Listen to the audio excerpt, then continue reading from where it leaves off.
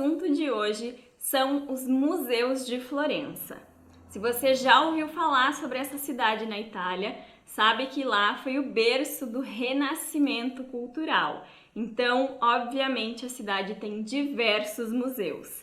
Eu não vou conseguir falar de todos eles aqui, mas eu selecionei 3, que foi o que nós visitamos na nossa viagem lá em 2019, e um deles que a gente não conseguiu visitar, mas que com certeza está na nossa lista quando a gente voltar para Florença. E antes de falar sobre os museus, eu preciso falar nem que seja um pouquinho sobre o Renascimento, que foi um movimento cultural e intelectual lá do fim do século XIV. Esse movimento se opõe à arte medieval e à arte gótica, que eram principalmente vistas nas igrejas. Esse tipo de arte era muito simbolista e ele não estava disponível para a maioria da população, por isso era visto apenas nas igrejas e representava muito o divino, Deus e os santos. Já o Renascimento vem para resgatar valores lá do Império Romano e da cultura da Grécia Antiga e para valorizar a natureza, o indivíduo e a ciência. O humanismo foi exaltado nas artes, na filosofia e nos ideais morais. Esse movimento do Renascimento surgiu na Toscana, principalmente nas cidades de Florença e Siena. Nessas cidades existiam os mecenas, que eram os patrocinadores da arte, e uma das famílias que se destaca, como sempre, é a família Médici. Devido a toda essa sua importância lá no século XIV, Florença sempre foi muito vinculada à arte e existem diversos museus para quem gosta do assunto. Eu não vou falar de todos eles aqui, até porque eu nem conheço todos, mas vou me dedicar a falar de 3 específicos que foi os que eu visitei quando estive por lá. Eu vou começar pelo Palazzo Vecchio, mas para falar dele eu preciso antes falar da Piazza della Signoria. Essa é uma praça que foi um importante cenário de eventos políticos e culturais da cidade. Ali fica esse importante palácio e também uma galeria de esculturas que tem visitação gratuita, a Loggia dei Lanzi. A gente esteve em Florença nos 500 anos da morte de Leonardo da Vinci e nessa praça, na Piazza della Signoria, a gente presenciou uma projeção de imagens em homenagem a esse artista nas paredes do Palazzo Vecchio. Uma das coisas que se destaca nesse palácio com certeza é a Torre de Arnolfo. Essa torre leva o nome de Arnolfo de Cambio, que foi quem construiu o palácio e também começou o projeto lá da Catedral de Florença, que você pode ver aqui no card. Essa é a segunda maior construção de Florença, perdendo apenas para a Cúpula de Brunelleschi, que fica na mesma catedral. A construção do palácio terminou em 1314 e ele servia como sede da senhoria, como se fosse um conselho municipal. A família Médici morou por um tempo nesse palácio e fez diversas intervenções nele. E hoje o Palazzo Vecchio serve como museu e também é a sede da prefeitura municipal. Existem diversos cômodos para você conhecer no Palazzo Vecchio, mas eu separei alguns aqui que eu achei muito interessantes. O primeiro deles é o Salão dos 500. Ele foi construído em 1494 para o Conselho Maior, que tinha 500 membros, por isso o seu nome. Ele é um saguão gigantesco com afrescos nas 2 paredes, diversas esculturas e um teto repleto com 39 painéis pintados por Giorgio Vasari. Como foi o primeiro museu que a gente visitou na Itália, eu digo que foi aqui o início do torcicolo europeu. Quem já foi para lá sabe que você precisa andar olhando para o teto, porque senão você vai perder muito da arte europeia. Logo depois do Salão dos 500, a gente passou pela Sala dos Elementos, que também é uma criação de Giorgio Vasari, e foi na decoração dessas salas que ele estreitou a sua relação com a família Médici e depois disso fez diversos projetos para eles.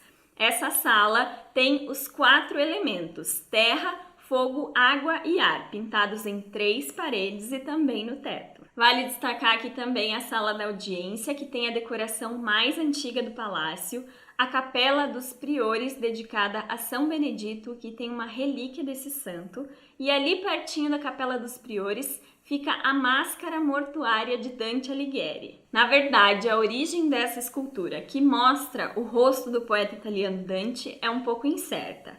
Alguns dizem que ela é uma máscara mortuária, então é como se fosse um decalque do rosto dele depois de falecido, mas outros dizem que é apenas uma escultura mesmo. E aqui quem assistiu ao filme Inferno, inspirado no livro do Dan Brown, já deve estar reconhecendo muitos desses lugares. Mas continuando aqui no Palazzo Vecchio, a gente chega à Sala dos Lírios. Ela tem um teto dourado, paredes em azul escuro com desenhos de lírios dourados e uma escultura original de Donatello, que é a escultura de Judite e Holofernes. E por último, eu vou destacar aqui uma sala que com certeza vai agradar muitos viajantes, que é a Sala dos Mapas Geográficos. Essa sala, que também era chamada de guarda-roupa, era utilizada pela família Médici para guardar alguns documentos e peças importantes. No centro dessa sala existe um globo terrestre e nas paredes ao redor vários mapas desenhados em couro. Era essa a representação que eles tinham do mundo lá pelos anos de 1500. Essa sala também abriga uma das inúmeras passagens secretas que existem no Palácio Vecchio. Você sabe dizer em qual dos países está a passagem secreta? Deixa aqui para mim nos comentários para eu ver se você acertou. Bom, essa foi só uma pequena amostra do que você vai encontrar lá dentro do Palácio Vecchio. Ainda existem diversos outros cômodos com muita decoração e muitas histórias da família Médici. E o segundo museu que eu vou falar aqui é um dos mais importantes da Europa, a Galeria Uffizi. Ela foi construída entre 1560 e 1580 a pedido de Cosmo de Médici para abrigar os seus escritórios. E o projeto não podia ser de outra pessoa, foi de Giorgio Vasari. Antes de virar museu, a galeria abrigava as obras de arte dos grandes duques da Toscana e foi aberta ao público em 1769. Lá dentro você vai poder apreciar obras desde o século XII até o século XVII e uma enorme quantidade de obras do Renascimento. Eu aconselho que você compre o ingresso antecipadamente, porque as filas para entrar na Uffizi geralmente são quilométricas e você pode perder preciosas horas por lá. A forma como as obras estão dispostas na Galeria Uffizi faz com que você consiga perceber a evolução da arte. Você começa a sua visita obrigatoriamente pelo segundo andar e logo nas primeiras salas você vai encontrar um pouco da arte gótica, que, como eu falei, era uma arte mais simbolista e geralmente utilizada nas igrejas.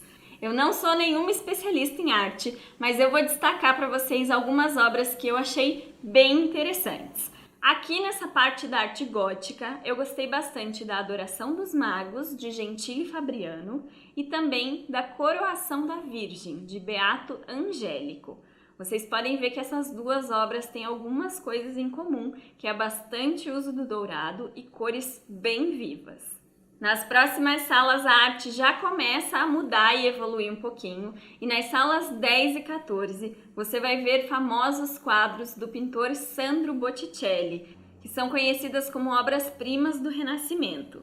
Uma dessas obras é Primavera e a outra é o Nascimento de Vênus. Ambas são disputadíssimas e talvez são as principais obras dessa galeria. Aqui você pode ver muito bem como os artistas do Renascimento usavam bastante o tema da natureza e como a sua perspectiva melhorou muito com relação à arte gótica. Outra sala que eu achei muito interessante é a Sala da Tribuna. Ela tem paredes vermelhas e bastante dourado e um teto todo feito em vidro. Essa sala era usada pelos Médici para guardar as suas pinturas e esculturas favoritas. Em todo o segundo andar você vai ver diversas obras do Renascimento e aqui estão 3 das 4 tartarugas ninja. Você sabia que os nomes das tartarugas foram uma homenagem aos artistas renascentistas? São eles Leonardo da Vinci, Michelangelo, Donatello e Rafael Sanzio. Aqui na Uffizi você só não vai encontrar Donatello, mas você já teve a oportunidade de ver uma escultura dele lá no Palazzo Vecchio. Aqui do Leonardo da Vinci eu destaco a Adoração dos Magos, que foi uma pintura inacabada do artista, e também a Anunciação. Já do Michelangelo nós temos o Tom do Doni, que é essa pintura em forma circular feita a pedido da família Doni e que representa a Sagrada Família. E do Rafael Sanzio eu destaco A Virgem e o Pintacilgo. E logo depois de ver obras desses grandes artistas, você pode conhecer a Sala Niobe, que é dedicada a uma personagem da mitologia grega. Lá dentro existem diversas esculturas e eu achei a decoração muito extravagante, mas também delicada. É uma das salas mais bonitas, na minha opinião. Ainda no segundo andar, não deixe de andar com calma pelos corredores, porque eles são repletos de janelas, de onde você pode ter uma boa vista de Florença. Também tem diversas esculturas e muitas pinturas no teto. Vale a pena parar para dar uma olhadinha. Agora, descendo para o primeiro andar, você ainda vai encontrar algumas pinturas do Renascimento, de artistas italianos e de outros artistas da Europa, mas também vai encontrar pinturas de movimentos posteriores. Aqui você encontra obras de Tiziano, de Vasari, que era aquele amiguinho dos Médici, e também de Caravaggio. O Caravaggio foi um pintor que se dedicou mais às pessoas comuns e as suas obras são um pouco mais sombrias. E aqui, na Galeria Uffizi, eu destaco A Cabeça da Medusa, que dizem ser uma das obras mais sangrentas desse artista. Cansou de arte já? Não, aguenta firme que já está acabando. O próximo museu que a gente conheceu foi a Galeria da Academia. Ela foi fundada para ser a primeira escola da Europa dedicada às artes da pintura, escultura e desenho. O seu acervo foi formado principalmente em 1784 para servir de modelo para os alunos que estudavam por lá. Mas o que a maioria das pessoas quer ver mesmo na Galeria da Academia é o imponente Davi de Michelangelo. Essa escultura monumental que tem 5 metros de altura já te recebe logo nos seus primeiros metros dentro da academia. Mas antes de chegar no Davi, presta atenção no corredor anterior que tem 4 esculturas também de Michelangelo. São os prisioneiros e parece que eles estão querendo se libertar dos blocos de mármore. Mas é claro que o Davi é a atração principal e foi a escultura que consagrou o Michelangelo como um dos maiores artistas da sua época. Para você chegar perto não vai ser fácil porque ela também é muito disputada, mas vale a pena rodear essa escultura e prestar atenção em todos os detalhes. Você consegue ver inclusive as veias na mão do Davi. Eu tenho que dizer aqui que a gente não aproveitou muito bem a Galeria da Academia porque a gente estava extremamente cansado. A gente visitou o museu logo depois de subir na cúpula e no campanário de Santa Maria del Fiore e a gente só queria ir para casa. A gente até passeou pelos outros salões onde estão dispostas diversas esculturas e pinturas, mas a gente não deu toda a atenção que a Galeria da Academia merecia. Eu espero que você visite a academia um pouco mais descansado que nós e que não deixe de aproveitar também o Museu dos Instrumentos Musicais, que tem inclusive um famoso violino Stradivarius.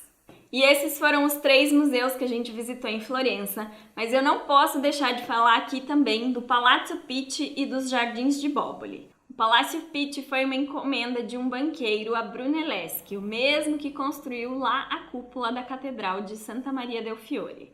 Ele queria mostrar a sua superioridade com relação aos Médici, mas não deu muito certo porque ele acabou indo à falência e quem comprou o palácio foram justamente os seus rivais, os Médici.